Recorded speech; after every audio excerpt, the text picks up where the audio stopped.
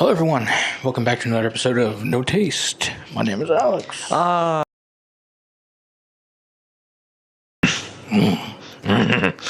Yeah, I'm Connor. Yeah. We got these little wireless microphones we're using right now. Yeah. I think we used these previously. Yes. But we're using them again. It's like that John Smith thing. That's right. We're doing it again. That's good.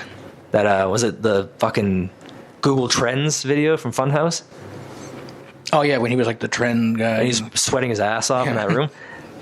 Yes. We don't have to talk about the other people in Funhouse because there's some people in that same video. Yeah. Adam Kovic especially. We don't have to talk. We don't have to talk about Adam Kovic. Yeah, we don't need to. Because who is? Yeah, this point. Anyway, well, we had a topic. We have a thing we're thinking about talking about today. Will we talk about it? I'm not sure. This every episode we do comes with a maybe advisory. Hey, we're going to talk about this thing. Quite possibly. No guarantee. No. But like, fuck it. We'll see what happens. So what was the topic, Alex? I know what it is, but you let the audience know. The topic is... Talk to them. The upcoming horror games.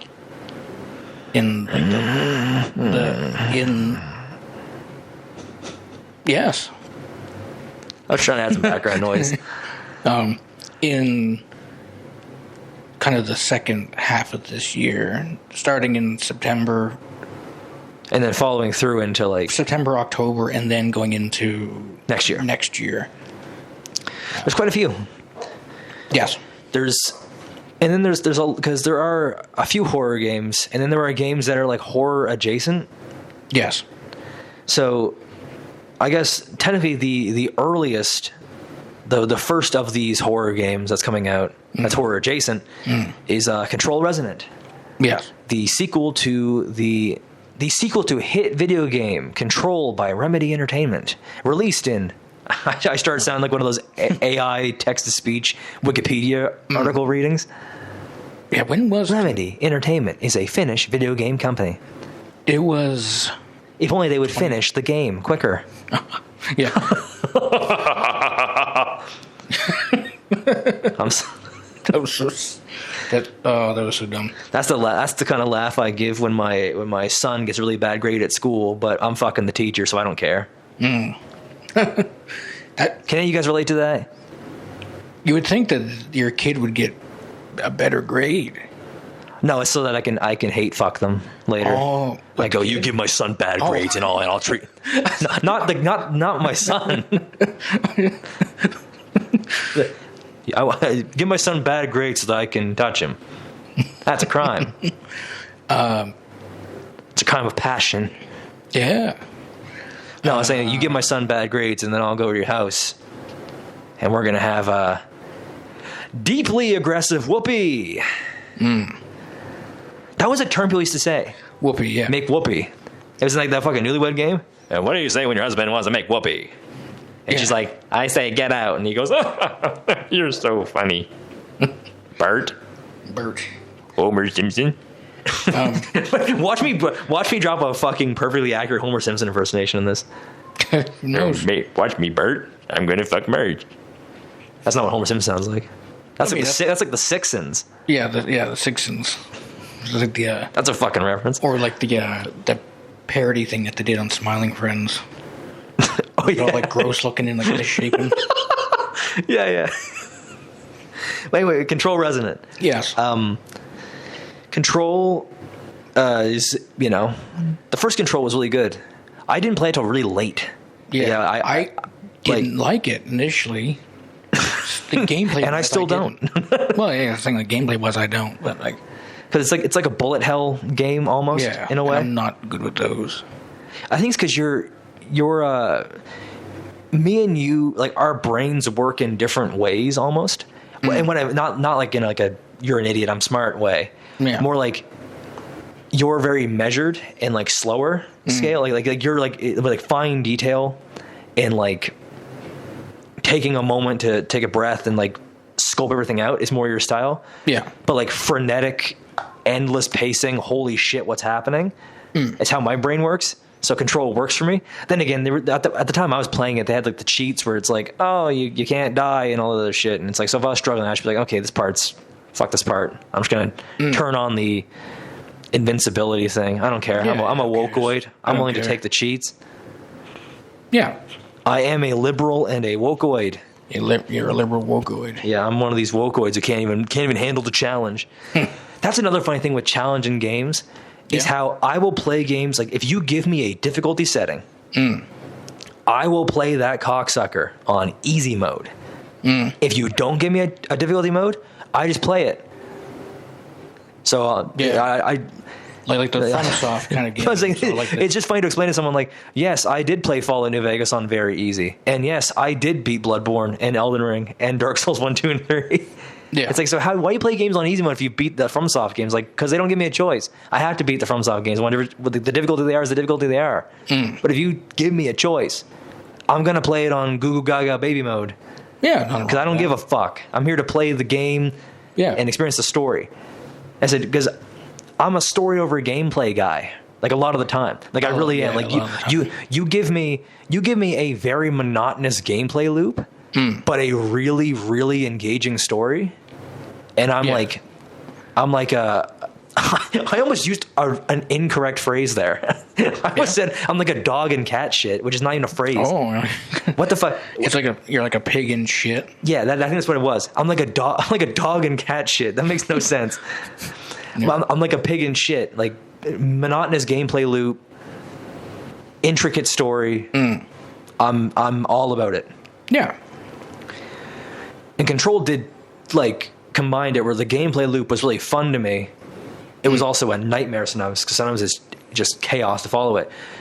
But the overall world building in lore and how it connected with the rest of the Remedyverse and what that means when it comes to Alan Wake and then Alan Wake 2 and then whatever the fuck Control Resident will be. Yeah, I didn't realize that Control... Because we loved Alan Wake 1 and I didn't realize Control was...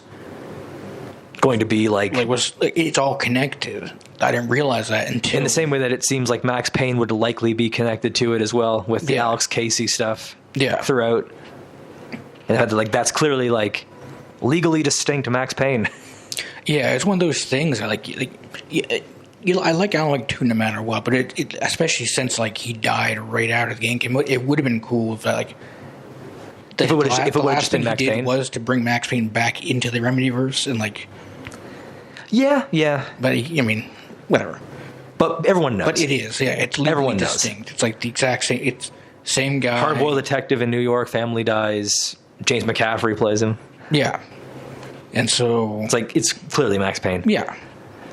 So you just go through it, yeah. Because it would have just been you just headcanon it, right? Yeah. And Max Payne was a book written by Alan Wake. Yes. Because there's such a perfect opportunity, and I wish they would, because you could have had it retconned that Max Payne was a para-utilitarian, which allowed him to slow down time. And do the bullet time. That's cool. I mean, because that kind of gets Quantum Break yeah, right, to a certain degree. That's another fucking thing that dropped a Quantum Break reference all of a sudden.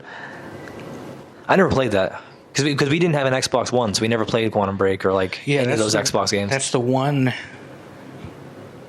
extended universe, the legally distinct, Yeah. Much like Max Payne was because of Rockstar. Because the dude in Quantum Break was clearly going to be Mr. Door in Alan Wake 2 is clearly alluding to that guy from Quantum Break. Yeah. Who Lance Reddick played. Yeah. Who travels dimensionally and shit. That's two legally distinct characters who actors died before that, just after or before that. Yeah. It's quite sad. It's really quite a sad thing. But yes, but they got the other guy. I can't remember his name now. David Harewood. That's it. Who's really fucking good in that. Was exceedingly impressive as Mr. Door. And Mr. Door even appears in Control because Seneki Dillon talks about meeting Mr. Door. Yes. And trying to give him the hist, asking him to use the hist to the different dimensions, and Dr. Door. Mr. Door was no, I'm not doing that. Whether Mr. Door will show up in Control Resident, I feel like he has to. I feel like it'd be weird for him not to. But especially given how the Alan Wake 2 DLC ends, like the Lake House DLC literally sets up Control Resonant immediately. Also, to go back for a sec, for Quantum. Sorry, no, I feel like I got a burp, and I don't want to burp right in the microphone. For Quantum Break. Yes, the Quantum Break was like the Xbox. I think about that, and then Quantum Dream. I keep thinking, but anyway, another point is like Quantum Break by Quantic Dream. Yeah, the other point about Quantum Break is that the main character is also, it's the same guy, but he's a different. Yes, same actor who plays the sheriff in Alan Wake 2. Like, but then he talks about seeing himself in another world where he's not the sheriff, and it's like that's a Quantum Break reference again. It's like it's all those like little points where like you can't say it specifically, so you have to like legally allude just like reference it. Yeah. But it's one of those things that, like, if Remedy had, like, all the rights to all their stuff, that would have been Max Payne. That would have been the same guy from Quantum Break, probably, most likely. Yeah. Or at least, like, a version of him that existed in that world. Yeah, because they mentioned about the idea of, like, there being, like, different worlds. So they kind of... There's, like, the mini-worlds theory. Yeah, so it is kind of like... It is the case, like, it all kind of still is together in the same way that you have, like, a comic book multiverse. Yes.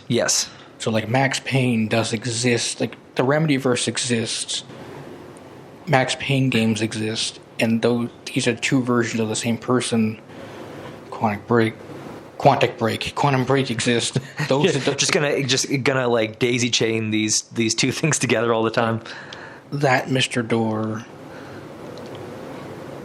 is like, or whatever he is, like that. The main protagonist guy. That's a guy. That's like an alternate universe. There's all the connection points. Yeah, but because Resonant is like, it's a very different looking thing. Like the whole combat system is entirely different. Yeah, because the first game was, like I said, like a bullet hell. Yeah, and this one's now like a character action game. Where it's more like Devil May Cry. Yeah, it's more like a Devil May Cry, like a Bayonetta. Where like the control was like a third person like Toho game, or like those bullet hell games. Whatever the hell those games were. I can't recall. It's like that one studio that's made up of like three people, or like that really small bullet hell studio that overhead did bullet hell game. They use like the black MIDI music, where it's like just like a million notes a second. But yeah, it was more like that. Yeah. Whatever the fuck those games are called. So maybe I'm going to remember what it is after we're done recording, and it's going to piss me off that I got it wrong. Is it Toho? Maybe it is Touhou or something like that. Yeah, something like that. Toho Project or something like that. But anyway, if you're listening to this and you figure out what it is, you know what I mean. Yeah. And likely you know what a bullet hell game probably is anyway. And if you don't, you can look it up, and it's just like 1,000 particles on screen all the time.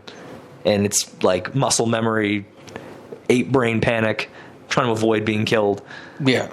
And I wonder if I would enjoy Control Resonant more but then again, I'm also not really that good at character action games. So. Well, and bullet hells, I mean, I honestly, I never really played a bullet hell game either. It just, my brain is so... so frenetically paced all the time that it just works. And character action games, I've played quite a few of those. I mean, I played some of the Devil May Cry games, and I played Bayonetta a little bit. Played God of War, like the early God of War games. Yeah. And, I mean, technically you played Dante's Inferno. That's true, I did, yes. Not much of it, though. I don't think we got... I never beat it, no. We got a bit through. I remember, because I was at a point in time where I was like young, and you didn't want me seeing certain like gruesome things. No, which is funny that I was like playing GTA. We're like, oh, I don't want you seeing Dante's Inferno. Yeah. It's like, big titty demon lady. That's too far. However, running a woman over in a fucking car apparently is that's totally cool. Yeah, that might be a good segue point. That would be for the next game after this. But let's continue with Control, because I still think there's stuff to be said about it. Yeah. I'm intrigued by like just how connected is it going to be? Because it feels like for the Alan Wake 2 DLC to end with such a clear indicator of Resonant, I'm really do that away from the microphone, so I don't want to screech on the microphone. I wonder, like, just how interconnected is this going to be? Is it going to be like, can you enjoy Resonant without having played the previous one? Is it going to be like Alan Wake 2, where it's like you are lost if you didn't play Control 1 that is and one Alan of the Wake things. 2? Like, we liked Alan Wake. We were waiting for Alan Wake 2, and then we played Control, realized how connected it was to Alan Wake, and then when Alan Wake 2 came out, realized how much you needed to know about Control. Yeah. So it's like, so maybe, I wonder if this is going to be more like Control 1, like you said, where it's like, it is connected, but not as, like severely. I don't know, severely connected as severely. I don't know. But like, this game is severely connected. Or if it's going to be like, you better have you done your homework, because we're not going to infer much to you here, and you're going to have to remember what these terms mean. You're going to have to know about like para-utilitarians and the Federal Bureau of Control and the hiss and the mold and fucking the board and all these other things that are in Control. And then God knows that there's Alan Wake 2 references in there, and then, okay, well, what about this thing? Could Saga Anderson's stuff appear in Control Resonant? Does that become a reference? Would you have to know who Saga was to grasp that, you know? I want to apologize. I guess I have like this thing where it seems like when we record, we start recording something, and my body's like, how about every amount of phlegm possible? How about that constantly? Yeah. So I'm sitting here talking, and it's like, I start to lose my voice. Then I got to cough and clear my throat, and then it feels like a block of tofu moving up. I hate that. Yeah. I hate the description of that, as well as... I'm sorry. I had to describe it that way. No, I see. I know what you mean, and I hate it. Yes. Yeah. I'm glad we're on the same page there. But like I said, I'm intrigued. It looks like a different kind of game. Yes. I'm interested to see how, like, Dylan comes into it, because Dylan in the first Control was like not there for a lot of, like, in the beginning, and then he comes out as like a antagonist in the small bursts you interact with him in the first game. Yeah, and then so intrigued to see, like, okay, how does he interact with, and how do the other people in the Bureau of Control react to Dylan not being in a coma anymore, and what does that look like, and do they just trust him, and what stuff does it have to do to make them trust him, and what things backfire, what things don't. What's Jessie's whole thing? What's she in the midst of doing? Yeah. Because it seems like she's doing some sort of ritual, and she's left the FBC and is doing something to stop whatever. Yeah. But what is that, and why? And how does she know about it? And where could that go? And yeah, and like what...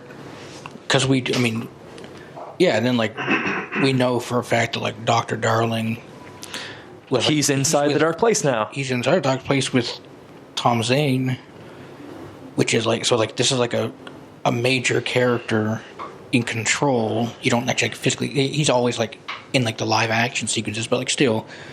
And now he's in the Dark Place with Tom Zane, another major character from the Alan Wake stuff. So it's like... Oh my god, I'm fucking falling apart here. It's like I get settled in, and then my throat's like, and it starts like getting all filled up and gross shit again. Everyone's like, man, I didn't know Connor had tuberculosis. Yeah. The TB. As in Tiggle Bitties. Yeah, I can see that, yeah. I like it when my brother admires my titties. It's my favorite thing. Yeah. You say that little pause. That little pause, and then the affirmation at the end. Love that. Not concerning at all. No. And I think we talked about Control. I think the next horror game, and speaking about Dante's Inferno, yes, talking about going to hell, would be Hellraiser Revival. I think it's Revival. Revival. Yeah, which was when I first saw it in the trailer, and I saw that it was because Pinhead was in Dead by Daylight as like a guest killer. And we'll lay the groundwork. I really, really, really dislike asynchronous multiplayer games. I'm not Dead by Daylight, Friday the 13th, the Halloween, like all these different like asynchronous like 4v1 games. Yeah. Cannot stand them. Not my thing at all. Yes. So, as you were going to say. Yeah, when I saw that the trailer, and I was like, okay, this looks cool.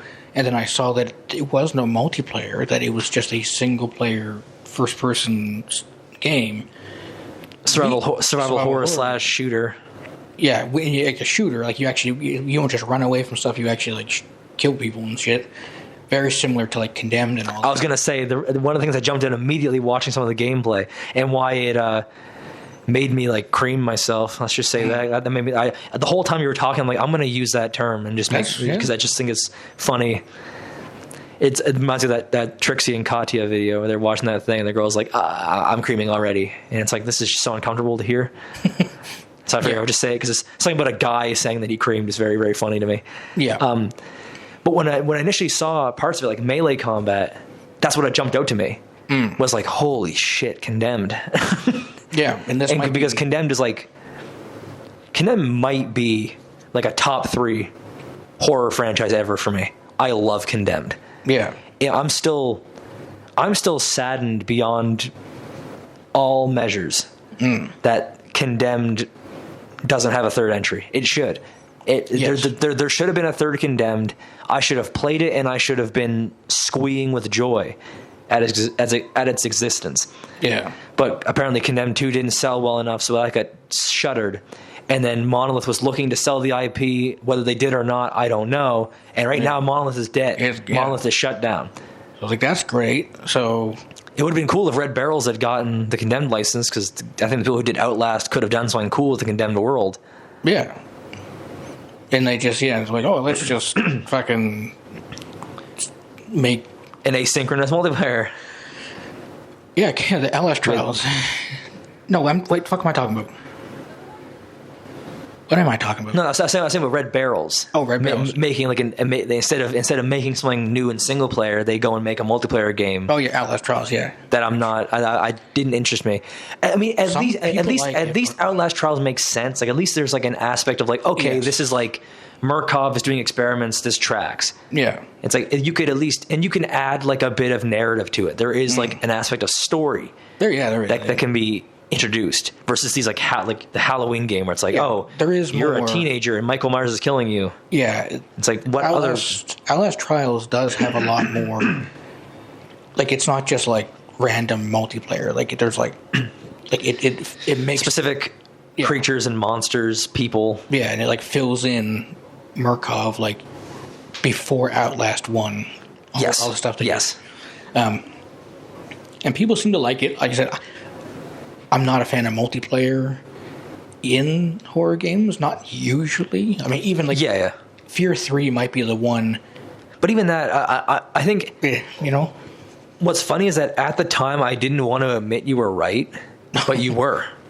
That playing it in co-op did reduce some of the scares. Because I've seen some of the parts in Fear 3 single player, and I think they definitely would have worked better if you had just played the game by yourself.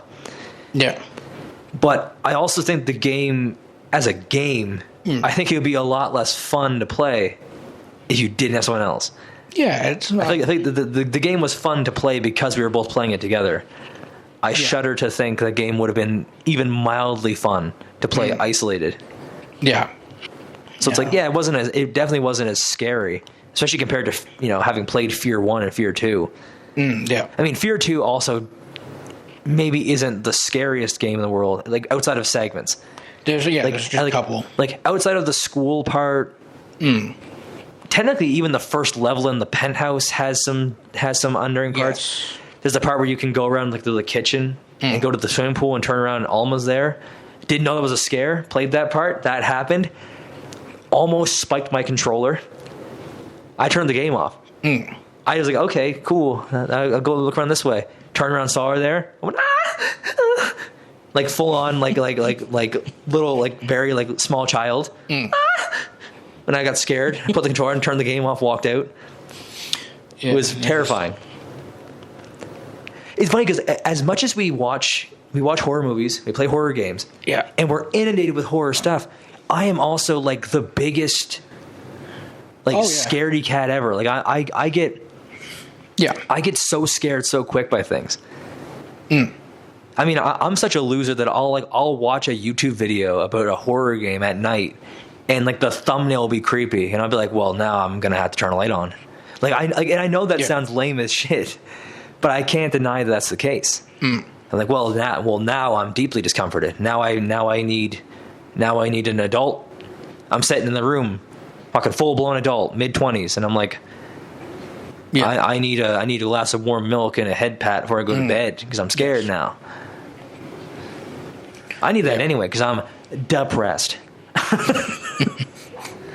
But I didn't fart. The chair did that. If that microphone caught that, which I doubt it did. Yep, might have. I don't know. I didn't. We bought some new chairs. I had a chair previously that didn't have arms on it, which trying to lean back in a chair with no arms is a nightmare. I could never get comfortable. Yeah. So having something with a set of arms on it that I can, like me right now. If I didn't have arms, me trying to hold this microphone in the static position it is, hold it in my mouth, I'd be wincing trying to hold this thing up any longer, just like this the whole time. Because I'd be like, Jesus Christ, my arm's getting tired. But I got something to leverage it on. Anyway, Hellraiser Revival. Yeah. Condemned looking. It looks like a first person. It's like a first person shooter, survival horror combat game. And when I first... Also the UI... Or like the menu, very Resident Evil. Very Resident Evil, like almost like the attaché case, style squares. Guns take up certain slots. Melee weapons take up certain slots. The melee weapons have durability, so they can break. So clearly, it is like Condemned, where like you use an item too long, it breaks. Then you got to find a new one, so you can find a pipe or a knife or a wrench or whatever. And because when I remember the trailer, and like when I saw that it was single player, and I at that point I didn't even care really. Like how do I put it? I didn't care. Just the fact that it wasn't a multiplayer game was enough for you to be like, okay, I'm on board. It's like we like Hellraiser, and the fact that it's not a damn 5v1 multiplayer escape game is enough for it to leapfrog the list. Yeah, and because I was like, because Hellraiser, this must be... Because I thought initially it was going to be like Halloween game or like Friday the 13th, where like it became its own like asynchronous, whatever, like, you know. Yeah, like one of those like 5v1... But it wasn't. And then I was like, okay, this is cool. And then I think to myself, like, okay, well, this trailer looks good, but like how... What is the game like? What's it going to be like? The trailer looks cool, and then as the trailers have come out, it's just, like, okay, this is like this is like a first-person survival horror / action game where it's like you have resource management, but there's like a crafting system. Clearly, there's like you get coins and you can sell things. So clearly, there must be like a shop system. There's melee weapons. There's upgradable handguns and like weaponry. You throw Molotovs. You're using like a lament. Like I think it's the Genesis configuration, which is the one in the game. Yeah. And you're able to like pick up elements. You're able to like lift fire out of a flame. Where you're able to like take a flame and put it in it, and then use it as like a fireball, and like burn enemies alive. The fact that the enemies react, and that some of the enemies are like, because it's all sadomasochism. So some of these enemies are like being burned alive, and they're like aroused that they're burning to death. Yeah. Which is very Hellraiser. Just like pain, just pain and pleasure at the intersection of sexuality and violence. Yeah, and that was one of the things I was wondering how, like, it was like, is this going to be good because of like, because I wonder myself, like, if to make this as Hellraiser like, to make this as good as it possibly could be, like, it's going to be a lot. Yes, and it kind of that it is. Yeah, it seems like it. Now, this is probably as far as you can get with the M rating. Yeah, most likely. I said I'm glad that they said like they didn't have to cut anything out. Like that they got all that they wanted in the game in there. Yeah. In terms of the content, but it makes me wonder like just how close. Yeah. Like they didn't have to cut anything out, but like I wonder, like, what other thing would have pushed it to being like an AO? Yeah, I can't imagine. Like, it would seem like it's close enough that, like, just a little bit more would have been too much. Because once it's AO, you can still sell it online, but like the stores won't sell it, and the like PlayStation, PSN, a lot Xbox of the Live. digital storefronts won't sell it. Steam won't do that. I don't think Steam will, but whatever. Maybe Steam would have. I'm not sure if Steam now, with the whole like is it collective. What's that group of like puritanical Christians that pretend like they care about morals? Oh shit! Collective Shout. Yeah, something like that. Where it's like the weird like puritanical Australian Christians that say it's in favor of protecting women, but you look into the stuff and you're like, okay, so you're actually like very Christian, and you're like, this actually is like very regressively puritanical, and like it's like this isn't for protecting anyone. Yeah, it's just because like God has left us or something like that. Yeah, and it's like, okay, this is just eye rolling. And somehow they somehow have enough sway to be able to like force people's hands like quick. And it's like, where do they get the money to be able to like push this shit and be as effective as they are? Yeah, it makes you wonder about like and then you get into the question of like, how much money does the Christian faith and the church have to throw at like these causes that they can make look untraceable to them? That's a whole other conversation. You probably get a lot of money.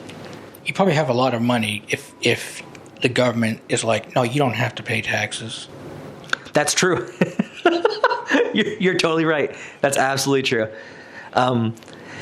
Well, I mean, and talking about the Christian faith is not that far off for Hellraiser, because there's like God and Jesus wept and hell and some of that. So I was talking about that, and it's very funny that Collective Shout. I'm surprised they haven't done something about Hellraiser and be like, look, they're talking about devil worshipping, and now there's sex, and they're doing this and doing that. Yeah, and it's cool, and it's awesome. Yeah.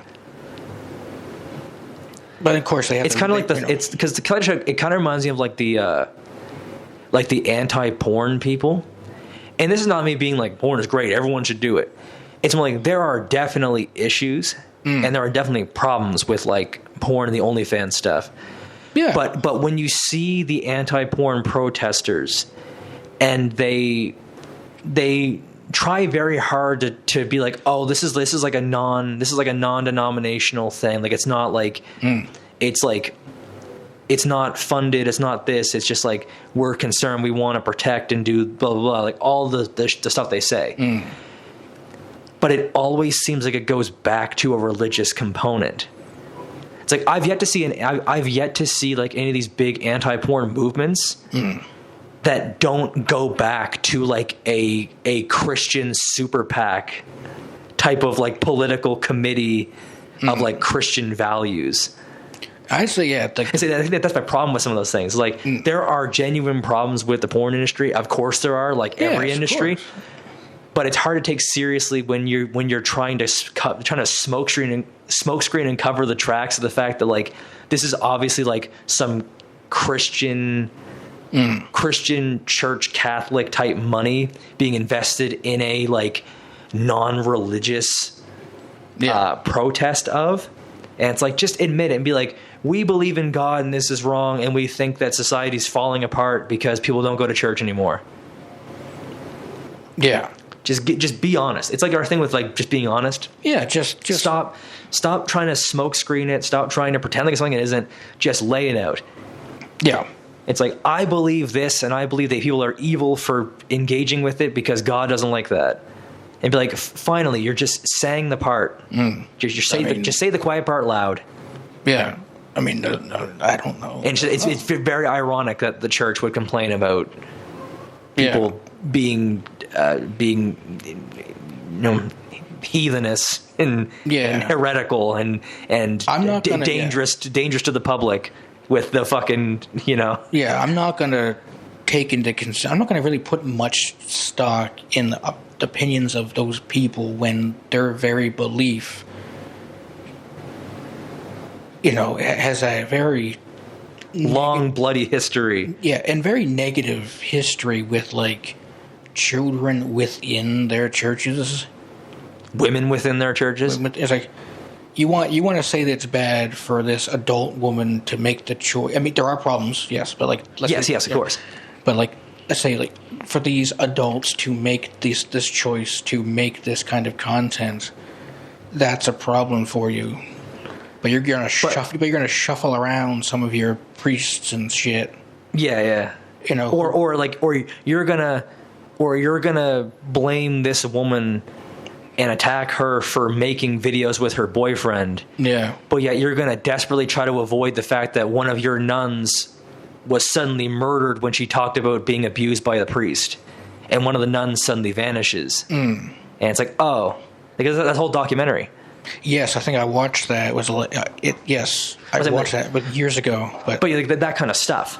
Yeah, where it's like, maybe glass houses don't throw stones, kind of thing. Yeah. But anyway, I guess back to Hellraiser, instead of this long diatribe we have about being morally superior to Christians. No. That's a harsh way to say it. But I'm not saying that I'm better. I'm saying I'm as bad. Yeah, that's what it is. Yeah, it's like it's not rising to the occasion. It's sinking to my training. That's what it is. Yeah. But Hellraiser, I said I like it so much. Like, everything about it seems cool. It's like it's got the full blown disgusting, grotesque shit that it's supposed to have. Yeah. The fact that it has combat, and the fact that it's like a game where you can fight. Like, I like the games that you have to run away from enemies, right? There is an aspect of a fear there. I get why that is so scary. I appreciate those for what they are. But I don't think every game has to be that. Like, sometimes it's cool. And in fact, a game can still be scary. Yeah. And you can, and allow you to fight enemies. Yeah. Silent Hill is very, very frightening. You fight things and kill things in it. Yeah. You can fight things and kill things in Silent Hill. It's still scary. Yeah. Fear. People like fear. Yeah, fear. Condemned. Fear is essentially that's essentially a shooter game that stops between the shooting parts to be scary as hell. Yeah. Condemned. But for a lot of time you're playing Fear, it's essentially a military shooter. Yeah. But these games are still frightening. You don't have to remove combat entirely to keep your game scary. Yeah. And I think that I think too many games err to that side of it. It's like, I want to be able to, like, throw items at enemies. I want to be able to fight, to punch, to kick. That's why I love Condemned, because Condemned had the guns, it had melee combat, it was weighty, it was brutal at times. Yeah. A guy popping out of a room like, I'm gonna fucking kill you, and then you hit him with a toilet seat, and it's like, that's hilarious. It's like, you get jump scared and then you bludgeon someone with a toilet seat. And it's like, that's such an insane image. And it is interesting that we mentioned it, because, like, not saying that we have to segue again, but, like, our other probably the final game we'll talk about. The final game is also gory, just the exact same as Hellraiser, and the same idea of, like, these new games where you'll be able to fight people. But we can talk about that in a sec if you want. Is there anything else you want to say about Hellraiser?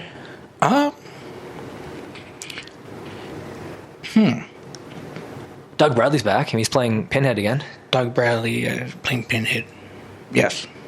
I'm intrigued to see, like, how they characterize, because it seems like they're going to give you more time with the Cenobites. So, like, are they going to, like, characterize them further and, like, give them, like, further interaction? Like, could you have, like, conversations in something with Pinhead, or does Pinhead, like, talk through things with you? Yeah. Does the lady, like, they would, those two would. So, like, could you have, like, I know that one of the people that was working on the game said about the butterball side of stuff, like, that's where the game gets really unsettling. Like, they're like, his segments are, like, more menacing, because he's more of, like, he has, like, rapist energy. Yeah, he's going to be more unsavory of all of them. Like, he's the by far the creepiest and most, like, like, sleazeball character. Yeah, where the Chatterer is just frightening. The Chatterer doesn't really have, like, he's menacing, but not like, it's not like he's, like, gropey. No. He's just scary. Yeah. Pinhead is like eloquent. Yeah. But like it's all about pain and suffering. And clearly the lady is similar to Pinhead in that way. But like Butterball is just he's sexually menacing is what it is. He's just this like gross fucking chud. Just this really fat, gross, fat fold having, licking the side of your face. Yeah. Groping you, like he's unsavory as hell.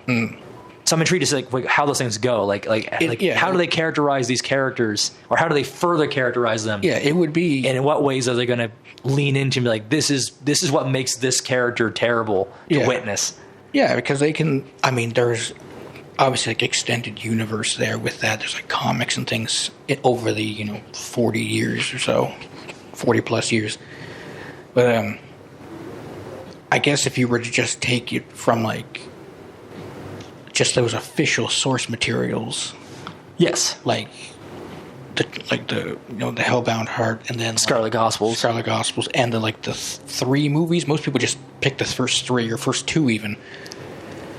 They're like, you're talking about characterization, which would be interesting because there's a bit like, aside from Pinhead, like the other ones don't really have much characterization. Yes, I'm sure in like these extended like non-canon versions they do. The comics and stuff like that maybe are not necessarily canonical. And I know that because I have that one particular series of comics, which is like the one from like Boom Studios or whatever, where like Pinhead wants to no longer be a Cenobite and wants to be a human again, and he and the lady, the nun, whatever, there's a whole dynamic there right then. But like Butterball and Chatterer, who, if I remember correctly, in like the sort of in the production of it, their makeup effects were like too much to allow. So like they didn't actually speak. So Pinhead got most of the dialogue for them, and so they're kind of adding that, like the extra characterization there of like, who are these? The only thing we know of really is that like Chatterer was like a child, And could they have them with lines that are like could the Chatterer talk in some way? Like could he have like simple lines that are like easier to understand? Like could they lean into that? Yeah, they have to be on the lips, but but yeah, it would be like. Well, like, it could be very like minimal. I'm saying, but he could like make like very simple sentences or something like that, like these like one word at a time, like kind of like struggling to get words out. Yeah. And with Butterball, like could he be like really skeezy? But it would be like it'd be like some gross like fucking chud motherfucker. I see, even beyond the way he sounds, like, but could he like talk in a way that's like ugh. Like the energy, like, he speaks like you would think he would, and he says things like you would expect him to be. Like he's like sexually like deviant and like everything, like very perverted and like frightening. Like the sort of thing, like if you heard a person in real life say something that he would say, you'd like make sure to call police. Yeah, and be like, this person is a present threat to people around them. Yeah, I'd say you probably would. But anyway, we can. The final game. Yes, we can kind of continue. Which ties back in with gore and combat and nastiness and looking, and initially being a game that looked so good that people thought it was a scam and not a real thing. Yeah, is the game Ill? Yeah, a game which was initially a series of animation tests on YouTube by a single artist from Russia, I think, doing these animation tests with creatures, and now it's a full team. Yeah, with actual voice actors in it. Yeah, and it's clearly like a first-person shooter. Yeah, because people thought that it was a bit too good to actually be like true to be a game. Yeah, and and internet, like those trailers came out and they were good and people liked them, and then like you didn't hear anything about it. You had like there was like that one trailer like a couple years ago. It has like the radio or whatever. Yes, there's that initial trailer where he has like the big revolver thing in the radio, and then there's like. And then nothing for years. Yeah. And so then suddenly this year, recently... multiple trailers. A few trailers. Yeah, a few trailers come out. And a release date. Or at least next year. It kind of comes out in 2027. Yeah. And we've seen parts that are clearly gameplay. Yes. We've seen parts that are cutscenes. We've heard dialogue. One of the voice actors is clearly the guy who plays Leon. Yeah, in the Resident Evil 2 and 4. Yeah, and I think maybe plays Leon in 9. Yeah. It sounded like Leon, yeah, certainly. I'm saying so clearly clearly if it has a voice actor in it in that way, it's like it must be in some point of being close, because I feel like you're not doing voice acting early. Voice acting is like a later in the game thing. Yeah, and it's got multiple people in it that have there's 5 or 6 characters it shows off, I think. And there are different people. It seems like at this point now, I think it's starting to become okay, this is real. This isn't like some scam thing. There are other games that definitely are scams. There were other games that I can't remember that game. Abandoned. I think that was it. The one that just the one that they kept talking about being like a new PT, and then it felt like every time it was talked about, the guy was like, "It's real," and then nothing ever surfaced about it. Yeah. So either that's going to come out soon and be completely fine, or it's never going to be heard from again. But yeah, the early animation tests for Ill were brutal and disgusting, because the soft tissue stuff for gore is really fucking good. Yeah. And that's kept that way in the footage we've been seeing in recent trailers from it. Looks like it's keeping to that sort of disgusting level of gore. Yeah, and it's nasty. It looks fucking nasty. And the designs for stuff are very unsettling. Yeah. There's the weird elongated baby thing that dips his head through doors and tries to bite you and shit. And there's that big ass head thing. And there's spindly guys, the weird smiley guys that are all spindly. And then there's regular people. There's more regular-ish looking people. And there's the babies, which look very similar. These are actually baby size, not just they look like they're kind of like the things from Dead Space. Yeah, they look like the Dead Space 2 babies, kind of. Like the ones in that trailer, you punch one of those babies in the face, which is such an absurd image. That's one thing. This game gives off almost horror comedy, brain dead. Yes, yes, the babies. That's so funny. I didn't even think about it. You're right. The baby part, because there's a zombie baby in Brain Dead. That's it's that shit. He kicks the baby through the air and smacks into the fucking. Yeah. It's funny. I didn't even think of that, but you're totally right. That is kind of Brain Dead-ish. Yeah, where it has those moments of where it's almost absurdist. Yeah. Man, that looks so good. I mean, at the end of the day, we still don't have much detail. The other two games, Control and Hellraiser, we have a lot more fine detail about aspects of them. Ill is still a ways out. Whether it's early next year, whether it's fucking fall of next year, it could be less than a year from now it comes out. It could be fucking November of next year it comes out, right? But I'm excited for that one. I mean, I said in yet another horror game with combat. Yeah, I love that shit. I said, I appreciate the non-combat horror games, but I have a soft spot for the horror games that allow you to fight, especially horror games that have melee and shooting, where it's you have a gun, but you also can fight guys with wrenches and hammers and toilet seats and lead pipes and shit. Condemned, or there's a bunch of other games that do this stuff like that, Dead Island, technically. Yes, Dead Island. The Techland games, where it's these are games that are kind of scary, but also you fight things up close. Dead Island 2 also kind of related to all that, game that we never thought was going to come out, but it had ridiculous, absurd levels of soft tissue. Yeah, all the gore effects and the. So that kind of, that's a bit older, but that still would kind of fit with Hellraiser and Ill and all that. And Hellraiser will probably have a lot of that really gross soft tissue stuff as well. Oh yeah, this whole thing about it. It's all about disemboweling and dismemberment and removing one's head from one's shoulders and shit like that. Just brutal. I think that's what I like. It's Control is going to be very surreal. The other two aren't as surreal in that way. Hellraiser and Ill both seem like they're body horror. It's unsettling, it's gross, it's gory, it's disgusting more than anything else. But Control is like very surrealist. Like it's like Yes.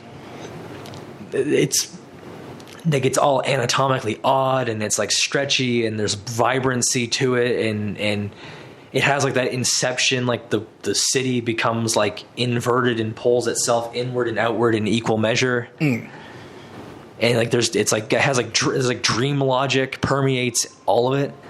Yeah. So it's like three very different games in different ways. And they're all seemingly coming out within a short span of time. I mean, within the next year. Yeah. Hopefully within the next year. Right? Between this moment of recording this in June. Yeah. To fucking, I don't know, the end of next year. And there's probably more horror games that we're not even remembering that also come out that maybe are being developed and then will come out, or we've forgotten about. Oh man, this is good. I like this. A lot of the games are good. How long have we been recording for? 51 minutes. 51 minutes. Nice. This is a longer episode for us. Yeah. So yeah, I guess I think holding these microphones helped. I like holding these. Yeah. Instead of clipping my clothes. I had it clipped to my shirt earlier, and I always feel like I got to talk down at it because I'm like concerned it's not picking me up. So if I aim it right at my mouth, it's like I'm not concerned about it really. Yeah. Anyway, guys, that was that's kind of what we want to talk about. Talk about horror games and stuff. At least horror games that seemingly are coming up on the horizon. And we also went on a bunch of diatribes and complained and talked about a bunch of other shit. And yeah, I like how we do like a recap at the end. Like they didn't just listen to the whole fucking episode. They didn't spend 50 minutes. Yeah, they didn't spend 50 minutes sitting here listening to us jerk ourselves off about what we're talking about here. 15 minutes of jerking yourself off. Take that collective shout.